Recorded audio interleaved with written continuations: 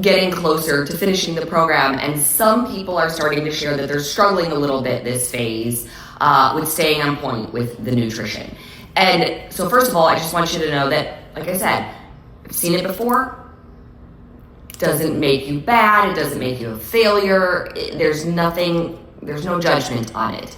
And this is why you've heard me talk about this very thing, even in the workout program, where I sort of give Tony Robbins' speech about the level of effort that we put in. And I talked about how the very beginning, phase 1, we're all so excited. Oh my gosh, I can't wait. And you've got the containers out and you're measuring the food and you're doing the things and you're tracking the things and breath work and supplements and all of it. And you're feeling amazing and you're like, it's working. It's so great. Oh my gosh. And the level of effort you're putting in is outstanding. And so the level of gratification, results that you're getting back is outstanding. You're feeling phenomenal. And you keep putting that effort in, especially for phase 1. So by the time we get to the end of phase 1, you're like, oh my gosh, I can't believe how great this is working. This is my forever program. Got it. And a lot of those symptoms have gone away. Hot flashes have improved. Night sweats have improved. Libido's coming back. Weight feels like it's falling off. And you're just like, I can't believe it. My body does actually work. But what happens is, and like I said, there's no judgment because I am guilty of this too. We start to feel so good that we're like, oh, I feel so good. A little wine is not a big deal. A cocktail is not a big deal. That little bit of added sugar, extra dessert, it's not a big deal because look, I feel so great. And you have it, right? And again, there's no judgment because you're grown up and you can make those choices for yourself. And you have that glass of wine or you have that dessert when you go out to dinner. And you wake up the next day and you're like, that wasn't so bad. None of my symptoms came back. I got on the scale, I didn't gain any weight. Great. My body's working again. And so a few days go by and you let a little something else come in because the last time you did it, it wasn't a big deal and nothing really happened. And then a few days go by and you do it again. Or maybe not so many days go by, but you sort of triggered the cravings again because you ate added sugar. And I'm not talking about, you had like 2 or 3 grams. I'm saying maybe you had a big dessert or something. You trigger the cravings. So now you start fighting those cravings again. And then the downward spiral starts to happen. Oh, I don't feel so good. Oh, I'm having trouble staying on plan now. Oh, the scale did go up a pound or 2. That means I have to go back to phase 1. The only thing that works for me is carb cycling, carb depleting. I guess that's the only thing that's going to work. And I even talk about this in the video. So if you're watching the videos for Belle Vitale, which you should be doing, I'm not talking about the exercise videos. I'm talking about the phase videos that I've done for you. I talk about this happening. That all of a sudden, those tiny little things that we creep in start to creep in a little bit more and a little bit more and a little bit more. And before we know it, we're not feeling so good again. And then we go into that, like I said, that downward spiral, that mindset of the only thing that's going to work is to carb deplete. The only thing that's going to work is to carb cycle. I have to go back to the phase 1 nutrition. Or, this doesn't work long term. Y'all, I would love to be the person that could tell you we can do all those things. We can drink the wine, and we can eat the desserts all the time, and we can have the excessive added sugar and the gluten and the dairy and the corn and the soy, and there will be no ramifications. But that's not how it works. And by the way, that's not me. That's just science. That's just our bodies. Your body has told you that doesn't work for you, clearly, right? Because when we took it out with Gut Protocol or now with Belle Vitale, when we take those things out, you see how much better your body functions. So I know there's a million people out there on social media and other things that want to tell you that you can take this supplement and everything will be okay and you can do all these things. Or it's diet culture if Autumn or somebody is telling you you can't have cocktail and added sugar on a regular basis. It's not. Because it's not diet culture, it's not deprivation, it's just science. It's just how our bodies work. That if you put in the excessive amounts of alcohol, or even not excessive, but if you drink it regularly, maybe you have a glass a night, that can start to add up to excessively for your body, because everybody's body is different. So how your body is handling it might be different than how my body is handling it. Right now, my body is handling an excessive amount of toxic load. I know that for a fact. California, our fires happened. Fires happened, I don't know, 7 miles from my house, not even. So if you think about the amount of house cleaning products that burn, cars that burn, textiles that burn, batteries that burn, gas that burn, all that stuff is in the air. And as they're cleaning all that stuff up every day, it gets kicked back up.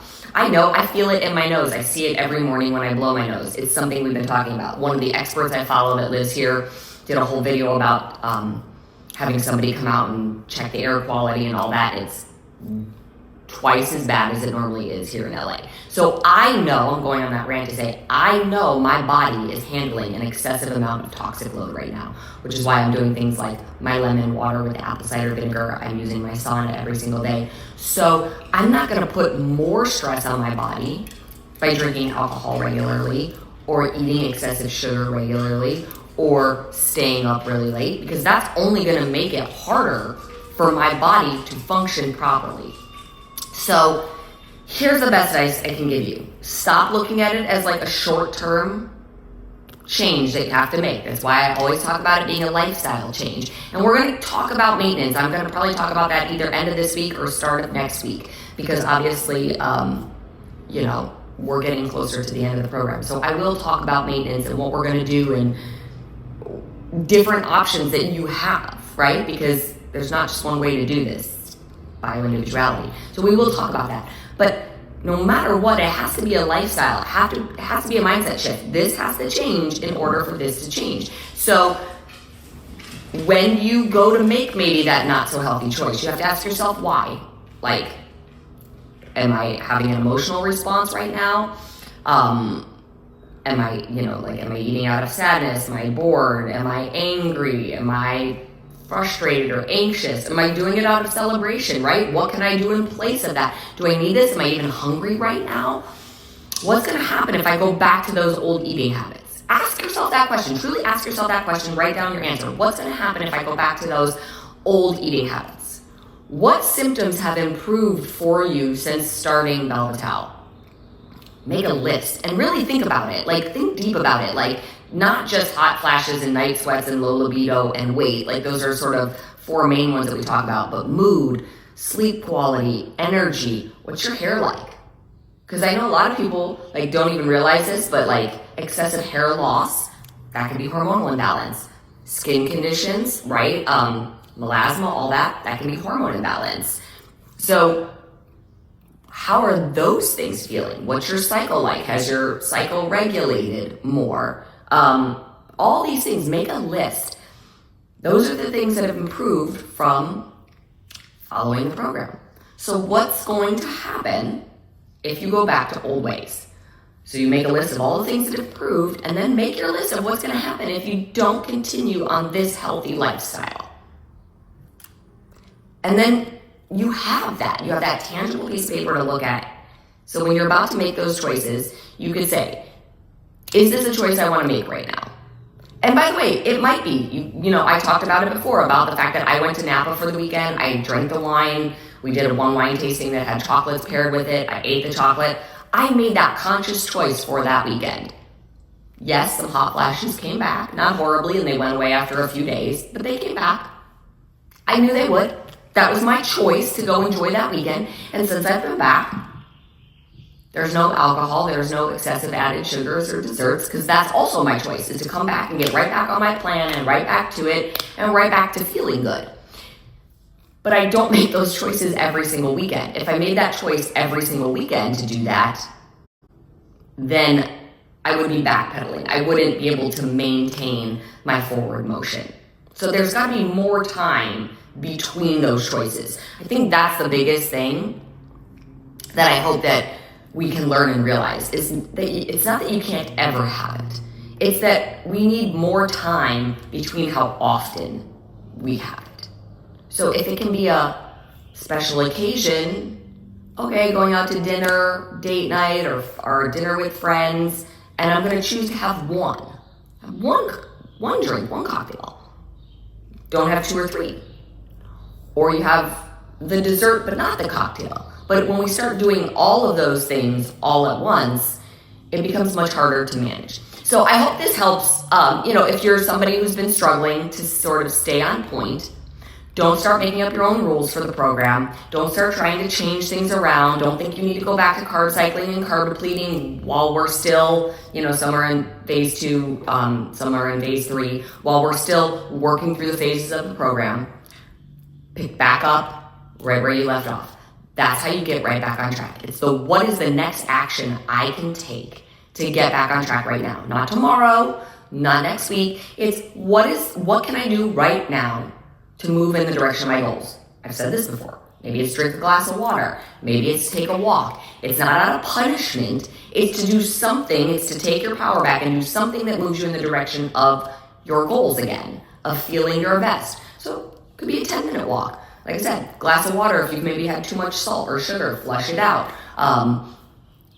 Get those veggies in. Sit down. Do your breath work if you haven't been managing your stress very well or you're feeling anxious. What is that one step you can do right now to get you back on track? Maybe it's meal prep, meal plan, grocery shop, any of those things. Okay, I hope that helps, and we're going to keep moving forward. Good morning, ladies. Happy Thursday.